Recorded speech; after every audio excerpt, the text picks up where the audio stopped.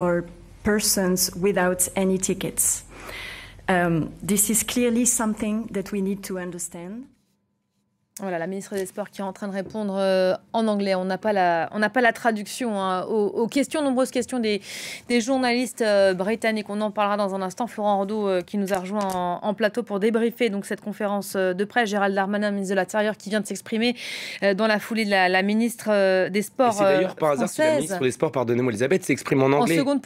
S'exprime en anglais parce que le fiasco est international. Tout le monde aujourd'hui parle de ce match de samedi soir au Stade de France et la ministre s'exprime à l'intention du monde entier. Elle répond surtout aux Britanniques, alors que Boris Johnson, lui, à Londres, est aussi en train de réagir à cette affaire. Il s'est dit extrêmement déçu par le traitement des supporters britanniques, qui reste la principale cause de ces événements, à en croire les autorités françaises. Il reste sur la même ligne, en évoquant cette fraude massive de faux billets, fraude organisée, a dit Gérald Darmanin tout à l'heure. L'exécutif droit dans ses bottes, vous l'avez dit Elisabeth, c'est la même version qui nous est servie depuis samedi soir. C'est 30 000 à 40 000 faux billets. On ne va pas se mentir, à l'heure actuelle, il est impossible de savoir si ce chiffre est sourcé et vérifié, dans quelle mesure il est correct. Oui, des journalistes étaient présents sur place samedi soir, ont constaté que pendant une heure, quelques dizaines de personnes ont bien été interpellées par les forces de l'ordre, puisqu'ils étaient en possession de faux tickets. Gérald Darmanin a même évoqué des personnes avec 50 faux tickets sur eux,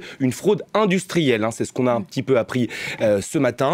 La ministre des Sports, bien sûr, a fait le service après-vente et on se défend finalement de toute défaillance, même si Gérald Darmanin l'a dit, tout ne s'est pas passé de la meilleure manière samedi soir.